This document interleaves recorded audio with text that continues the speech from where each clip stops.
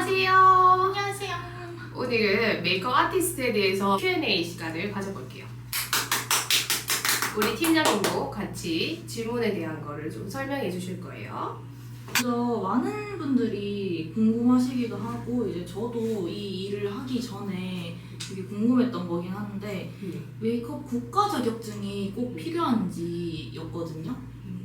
이 질문에 대해서는 진짜 많이 물어보시는데 저는 사실 자격증이 당장은 필요 없다고 생각해요.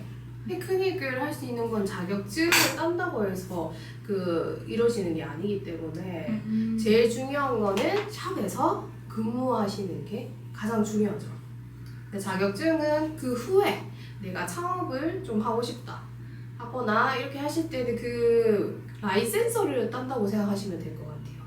창업을 하기 위해서 라이센서를 따기 위해 국가 자격증을 취득을 한다 라고 보시면 그게 조금 더 맞는 부분이지, 메이크업 아티스트를 하기 위해서 국가 자격증을 따고 샵에를 근무를 해야 된다는 그런 조건은 아니죠.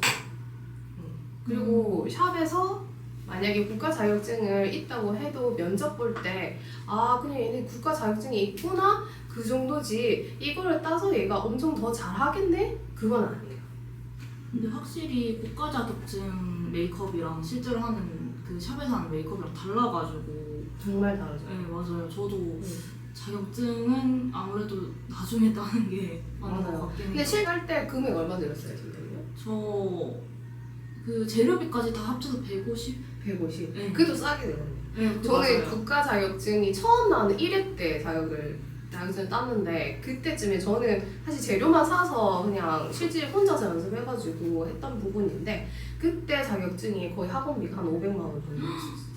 그러니까 수업비하고 재료비가 다 포함해서 500 정도. 지금은 조금 많이 떨어진 상태이긴 하죠. 네 맞아요. 근데 국가 자격증을 꼭 굳이 먼저 따고 시작할 필요는 없다. 그 다음 질문인데 이제 아무래도 다른 분들도 그렇고 서울에 이제 지방에 계신 분들이 서울에 꼭 가고 싶어 하시긴 하는데 서울에 꼭 가야 하는지. 근데 이것도 되게 많이 물어보시는 질문 중에 하나인데 이게 그 학생들이 되게 많이 물어봐요. 맞죠? 학생들이 아무래도 20대 초반 학생들은 이제 아무래도 혈기왕성하기도 하고 아무래도 꿈도 더 크고 이제 조금 더 다양한 메이크업에 대한 걸 배우고 싶어 하기 때문에 서울이랑 지방이랑 좀 생각을 많이 하시는데 저는 그 연령대에 따라서 좀 다를 거라 생각하고요. 그리고 내가 어떻게 메이크업을 해서 어떤 진로로 나갈지에 대한 것도 좀 중요한 것 같아요. 예를 들어서 메이크업 아티스트를 하는데 화보 촬영 위주로 만약에 하는 메이크업을 하고 싶은 아티스트가 되겠다 라면 지방보다는 서울에 가셔야 돼요. 서울에 가셔서 다양한 경험을 하시는 게 중요한 거겠죠? 근데 그거 말고 나는 그냥 내 이름으로 된 메이크업 샵을 차리는 게 목표다, 아니면 그냥 메이크업 프리랜서로 해서 내가 그냥 일을 하고 싶은 것 뿐이다, 약간 이런 종류의 방향이라 하면 사실 지방에 있어도 괜찮습니다. 지방에 있는 메이크업 샵에 이제 원장들이나 메이크업 아티스트 분들도 충분히 메이크업 실력이 다 좋으신 분들이 많기 때문에 꼭 굳이 서울 가서 할 필요는 없다고 생각을 하는데, 촬영의 다양성이나 이런 것들도 많기 때문에 다양하게 할 수 있다는 장점이 있긴 하지만 단점은 뭘까요? 단점은 아무래도 돈이죠. 서울에서 월급을 많이 받는다고 해도 거기서 유지하고 내가 먹고 하는 것들이 더 많이 들기 때문에 사실 남는 게 하나도 없어요. 맞아요. 맞죠. 네. 그리고 또 서울에서 타지 생활을 하다 보면 또 외로운 부분도 있고, 물론 이게 메이크업 처음에 이제 그 스텝 생활을 하시게 되면 되게 힘들잖아요. 맞아요. 근데 타지 생활에다가 금전적이도 모이지도 않고 그럼 너무 스트레스 받을 것 같으면 차라리 서울이 안 가도 상관이 없을 것 같아요, 저는.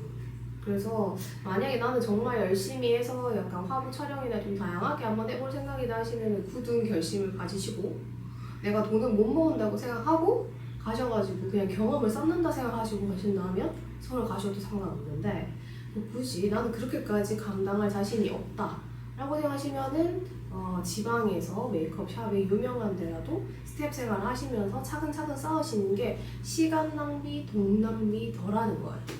다음 질문이긴 한데 몇 년 차부터 고객님들께 메이크업이 가능한지거든요. 이게 참 어려운 부분이긴 한데요. 맞아요. 우리 팀장님은 몇 년 됐죠?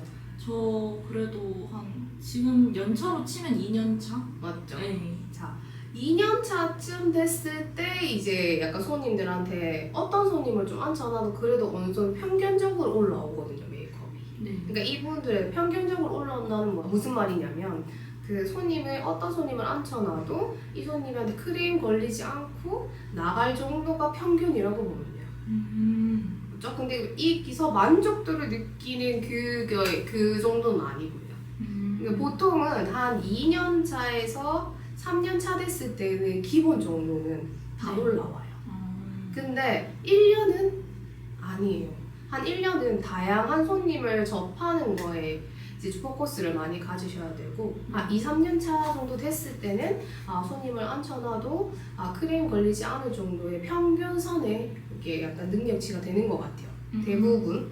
근데 한 3년 정도 지나고 나면 5년까지 약간 디테일 싸움이거든요. 여기서 고객님 눈을 조금 더 내가 더 크게 만들고 더 약간 장단점을 더 살려주고 이런 테크닉이 살아나는 시간이 한 3년 차에서 5년 차인 것 같아요. 그래서 이 질문의 답변은 한 2, 3년은 되셔야지만 어느 정도 손님들의 얼굴을 만지기가 편해진다. 근데 한 1년 차, 6개월 아직까지 멀었어요. 조금 더 기다리셔야 돼요. 아시겠네요? 그렇구나. 그리고 다음 질문은 메이크업 아티스트라는 직업의 장단점이거든요. 그럼 팀장님은 장단점이 뭔 것 같아요? 장점은 근데 저 남들 그 고객님들께 메이크업 하는 거를 너무 좋아했어가지고 제가 메이크업을 해드림으로써 좀 기뻐하시고 만족하시는 그 모습이 되게 좋거든요. 그렇게 이게 정말 잘 나왔을 때 손님들이 만족해하시고 좋아해하시고 이런 모습 보면 정말 뿌듯하죠. 맞아요. 특히나 아직까지 팀장님은 신부 메이크업을 안 해보셨으니까 네. 저는 신부 메이크업을 한 10년 정도 했던 사람이라 정말 많이 뿌듯해요. 그 사람의 평생에서 가장 이쁜 날에 내가 작업을 해준다고 생각을 하면 되게 뿌듯하고 만족도가 많은 이제 그런 것들이 있죠. 그리고 이 직업에 대한 장점이긴 해요.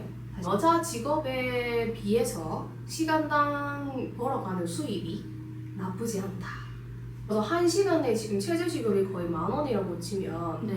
제가 만약에 저희가 메이크업 1시간 하잖아요. 네. 그러면 보통 한 13만 원에서 15만 원, 많게는 15만 원까지 받는데 시간당 페이가 센 편이다. 그리고 또 하나 더 말하자면 여자는 사실은 이제 20대들은 잘 모르겠지만 네. 30대 됐을 때는 아기를 이렇게 결혼을 하고 출산을 해도 할 수 있는 직업이다. 왜냐면 그 출산을 해도 그 시간을 저희가 조율을 해서 받으면 되는 부분이다 보니까 프리랜서를 한다면 네. 그래서 그 여자의 그 기술적인 것들이 이제 그 결혼해도 무방한 직업이다 라고 보시면 조금 더 장점이 더 많지 않겠나 생각이 들고요. 단점은 사실 체력이 좋아야 돼요. 맞아요. 맞나요? 맞아요. 아침에 정말 일찍 일어나요. 맞죠. 예, 메이크업 하시는 분들 정말 새벽에 출근하고 요즘에는 얼리 비용이 있잖아요. 맞아요.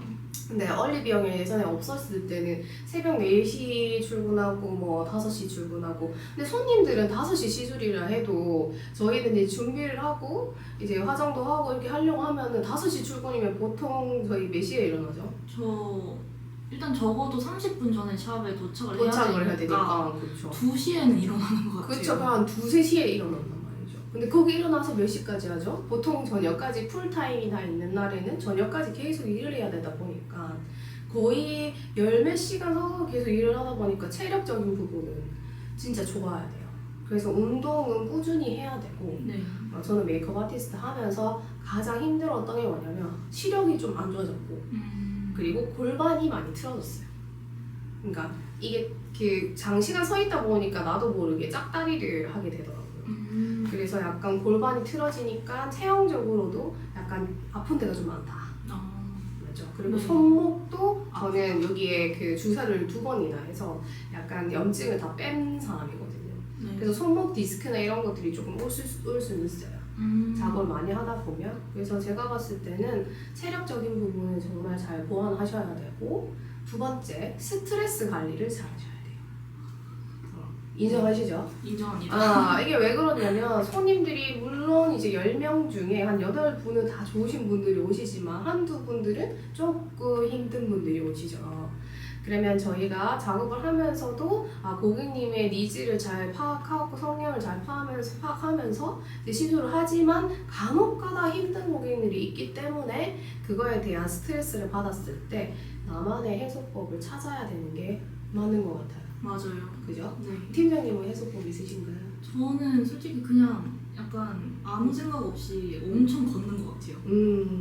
맞아요. 운동도 되고 그래 네. 좋죠. 저는 간혹 가다가 뭐 음주도 좀 한잔하고 이제는 운동을 좀 하는 편인데 운동하는 게 제일 좋은 방법이긴 한 것 같아요.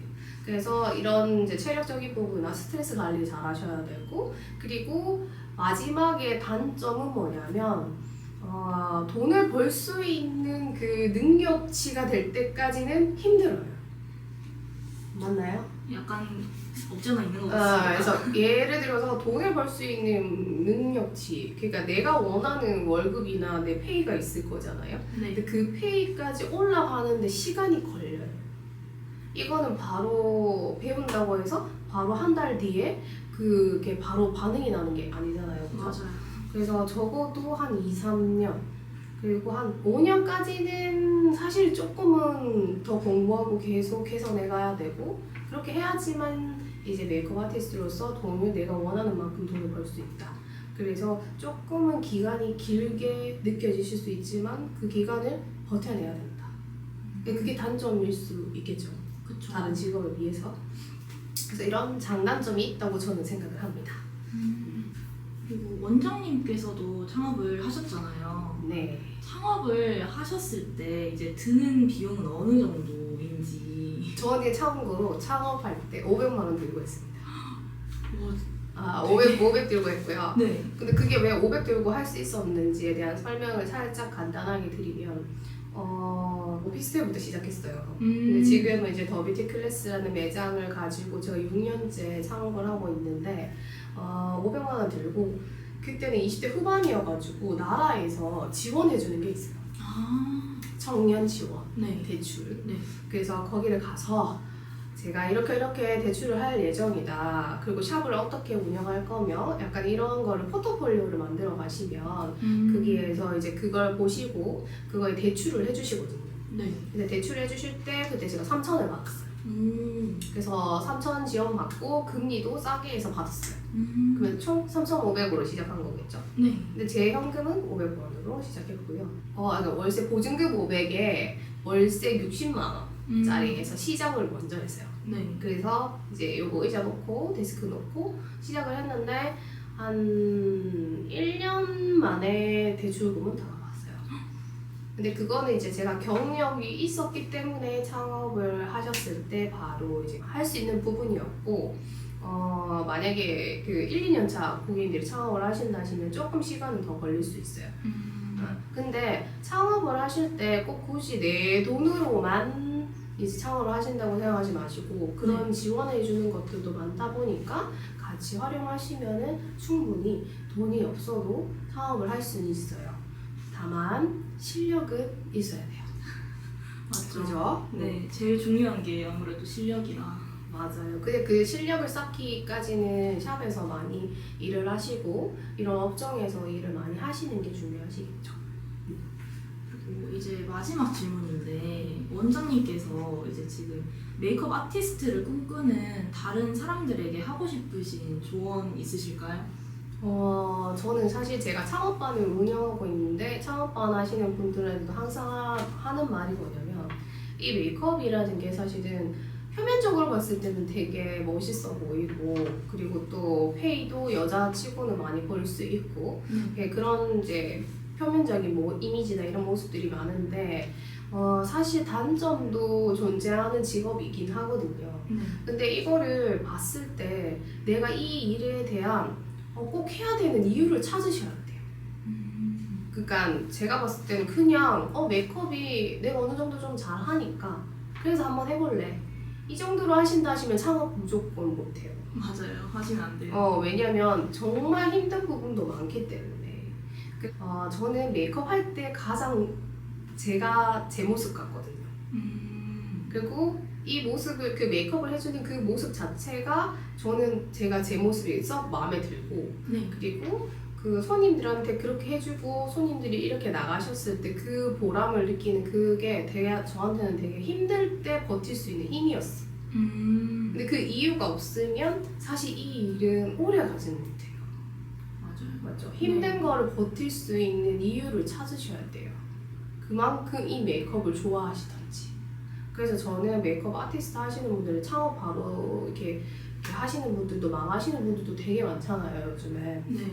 그래서 롱런 하기 위해서는 이제 고객님이 메이크업 아티스트를 했을 때 버틸 수 있는 이유를 찾으시는 게 첫 번째인 것 같고, 그리고 두 번째, 제가 아까 전에 장단점에 대한 설명도 좀 드렸었잖아요. 네. 그 단점에 대한 부분 있잖아요. 네. 그거를 내가 어떻게 관리를 할 것인가 라는 거에도 또 생각을 좀 해보셔야 된다고 말씀은 드리고, 메이크업 아티스트를 약간 꿈꾸시는 분들이 많이 포기하지 않고 꿈을 잘 펼쳤으면 좋겠어요. 더 궁금하신 부분이 있으시거나 혹시나 이제 저한테 하실 말씀이 있으시거나 하시면 아래 하단에 댓글에 남겨주시면 제가 답변은 다 성의껏 남겨드리겠습니다. 오늘은 영상 여기까지 작업하겠습니다. 안녕.